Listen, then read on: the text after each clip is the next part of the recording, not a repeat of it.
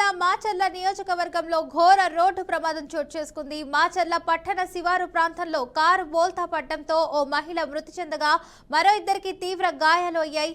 Jammalamadaka highway రోడ్డుపై ధాన్యం ఆరబోసి ఉండగా వేగంగా వచ్చిన కారు దాన్ని గమనించకపోవడంతో అదుపు తప్పి బోల్తా పడింది. ఈ ప్రమాదంలో కారులో ప్రయాణిస్తున్న మాచర్లకు చెందిన బొప్పన నాగమణి అనే మహిళ అక్కడికక్కడే మృతి చెందినట్లు సమాచారం.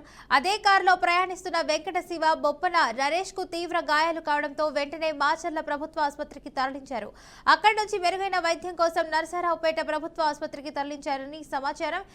ఈ సమాచారం అందుకున్న పోలీసులు ఘటనా స్థలానికి చేరుకొని వివరాలు సేకరిస్తున్నారు.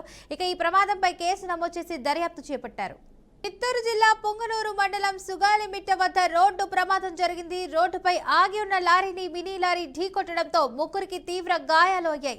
ఈ ప్రమాదంలో ఒకరి పరిస్థితి విషమంగా ఉన్నట్లు వైద్యులు తెలిపారు. ప్రమాదంలో గాయపడిన వారిని తమిళనాడు రాష్ట్రానికి చెందిన ప్రదీప్, శివశంకర్, అశోక్ గా అయితే గుర్తించారు.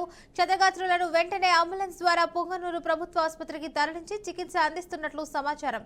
ఈ ఘటనపై పోలీసులు కేసు నమోదు చేసి దర్యాప్తు ప్రారంభించారు.